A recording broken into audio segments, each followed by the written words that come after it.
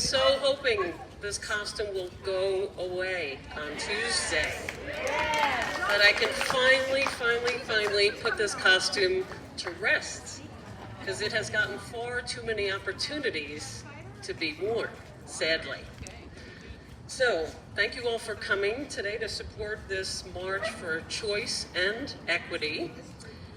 This is especially important and brave of you, given the conservative community we live in. Your presence today keeps the issue of women's rights alive and with a voice. We owe it to the women and men before us who worked so hard to get us these rights that we have, as women, we only had the right to vote for a mere 100 years or so.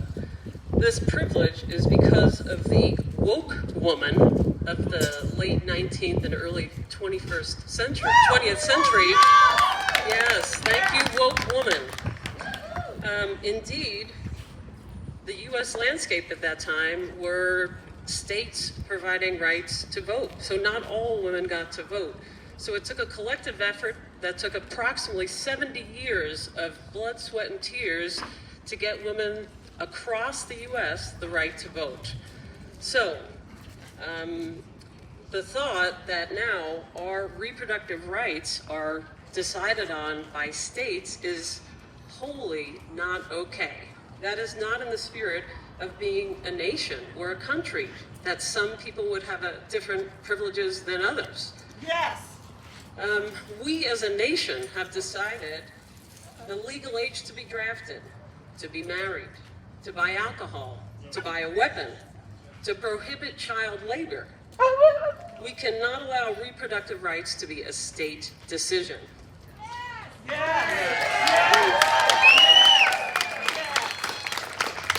Women have been raised to believe they need to be protected, to be provided for, and they need to be empowered.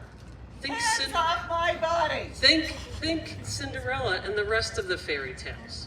Well, I ask, who do women need protection from? Most women are in the workforce. Why don't they have access to their own resources? And if women need to be empowered, who took their power? Yes.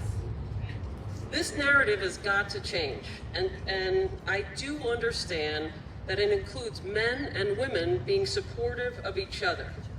The 21st, yes, I know, the 21st century definition of what it takes to be a man has changed. We need to redefine things to say what it takes to be a decent human being.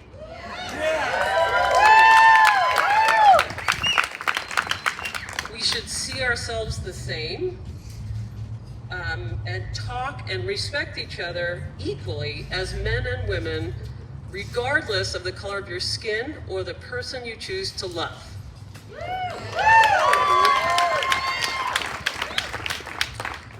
Bella Abzug, New York Congresswoman of the 1970s, predicted women will change the nature of power rather than power changing the nature of women.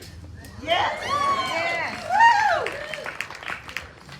About 3 years ago, I was asked or contacted by a local medical provider if I knew of an abortion doctor in Denver, because the provider was having a hard time finding care for their patient.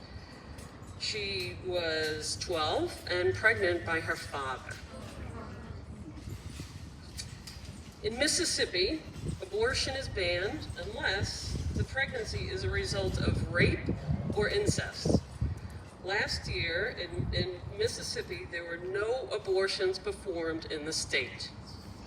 Do you think this is because no women were raped or or impregnated by their father, brother, uncle, or grandfather? Hell no. Hell no. Hell no. So, what was the fate of those women? Well, if you had money or were of privilege, you just went to another state. But if you lived in poverty, you essentially solidified your future of multi-generational poverty. Extremism of any kind is unacceptable, whether it be political or religious. It has no place in a healthy society.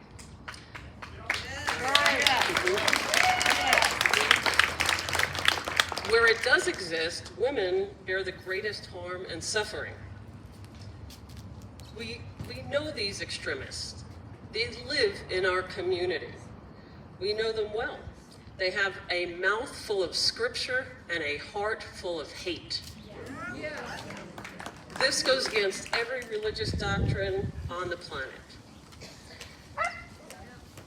We have already passed a point since the fall of Roe v. Wade that women are now dying because of the inability to get the medical care that they need. Men are being left to raise their children as solo parents because their pregnant wife died of complications of that pregnancy that could have easily been treated, but wasn't because providers were too fearful to take care of that woman. We are here today because healthcare is not a privilege, but a basic human right.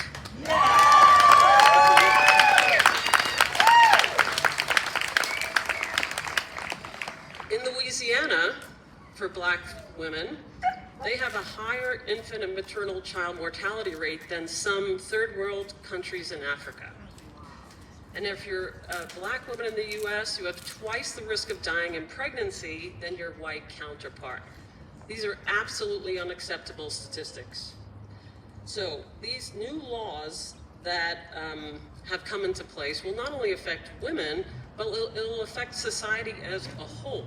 Because women don't exist in a bubble. Everybody's got a mother, and most people have friends, girlfriends, aunts, aunties, etc. So this is going to have a giant impact throughout society and not confined to women. So, be bold.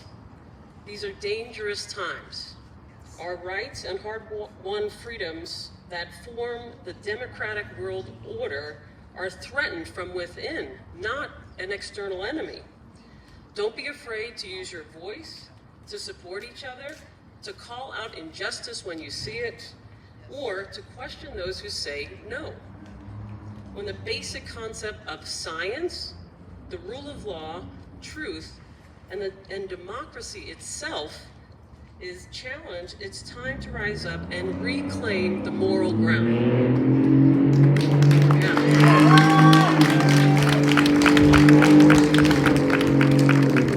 Sometimes doing what's right is not easy. There are many inequities in life, but we are all entitled to joy, the pursuit of happiness, to choose who we love, and to have dominion over our own bodies. Yes! Thank you all for making this effort today to participate in this amazing event. We will not go back.